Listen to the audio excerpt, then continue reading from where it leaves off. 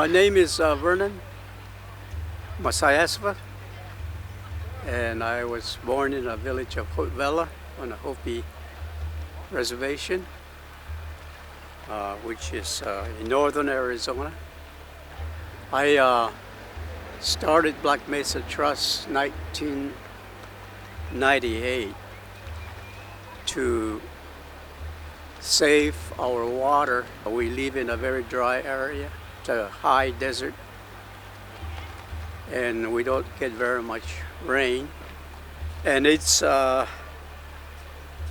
contained in a bowl, like in a confined, what they call a confined aquifer, which is enclosed. So there's no way for recharge to happen. And the mining company came in 1970, and they started to strip mine the coal, which is the worst way to mine a coal, is where you literally have to dynamite a mesa to get to the coal seams. In the process, the company destroyed hundreds of archaeological sites, which is where our ancestors settled a long time ago, as they were migrating throughout the Southwest. Along with the destruction of archaeological sites, burial sites, we at this time have no idea about the scope and the magnitude of the damage that has been done since 1970. But we do know that from 1970 to 2005, over 45 billion gallons of pristine water was pumped out. That's enough water to sustain the entire Hopi Tribe of 10,000 people for over 300 years. It was gone in just 35 years. We organized Black Mesa Trust in 1998 primarily to end the abuse of our water by Peabody Coal Company, which is the largest coal operation in the world.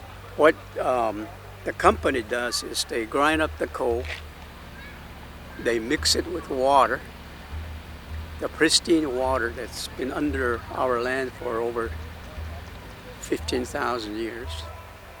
It's very pure water. And then pipe it through a huge pipeline from Black Mesa clear up to Laughlin, Nevada, 273 miles away. It's the largest and oldest slurry operation in the world. We want to end the mining permanently and move towards producing energy with solar. We believe it's doable, and that's what we're now trying to do. 2024 is when Peabody coal lease expires, and Peabody wants to extend the lease, the mining operations, for another 20 years, up to 2044. It's going to be quite a while before we realize the full impact of the overpumping of water. It'll be too late by then. The mining company will be gone, and we'll be left with a wreck. The Hopi civilization is the oldest living, continuously living civilization in the United States. Our villages were settled around 980. Traditions, history about who we are and where we came from and what our responsibility is to the world and to peoples all over the world.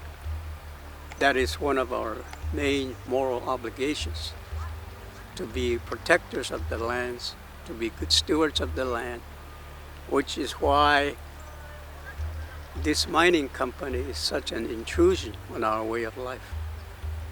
It's a violation of our beliefs, our religion, our religious practices. And yet it was allowed to happen by the United States government. They were the ones that dragged us into this mess, primarily so they can use our coal to run a huge 2,250 megawatt generating station near Page. It's the largest generating station in the United States. Power from the generating station is used to run pumps to bring water from Colorado River over 300 miles uphill to Phoenix and Tucson through a project called Central Arizona Project. We don't get any of that water. We don't get any of that power. And that was the purpose for building Navajo Generating Station, was to do precisely that. So we have sacrificed a lot. As a matter of fact, our area, it was at one time called the National Sacrifice Area, which it still is.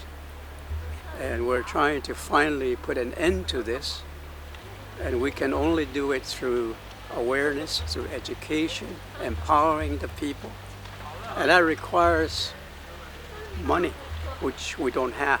You know, we don't have any money to hire technical people to help us with our projects, like solar, for example. And we want to get enough support to prevent our tribal council, our legislatures, from agreeing to extend the mining lease. We're going out into the community, telling the story, the history of the mining, how we got into the mess, and also the instructions given us by the elders, which have passed from generations to generations. And the instructions is for Hopi to be caretakers of the land. What happens to water happens to all of us. We're all connected through water. We all come from water. And when our journey ends here on earth, the water will leave our body as mist, as Hopi say, breath, and join the cloud ancestors. There we will rest a bit and come back as rain, snow, to water the plants, the insects, the animals. And we are part of the hydrologic cycle. We are not separated. We are humankind is a very important part of the cycle, and we all have a duty and responsibility to use water wisely. We are all in this together, and so we are always appealing to the people to donate generously. We do not accept any federal government monies, by the way, or state monies. We rely purely on generosity of individuals, and we want to keep it that way. And we hope you will continue to support the work we are doing. We need your support. Please help stop this ecological disaster by donating online at blackmesatrust.org and by sharing this video. Also, please follow us on Facebook and Twitter. Your support is greatly appreciated and will have a long-term impact on future generations. To donate now, visit blackmesatrust.org. Thank you.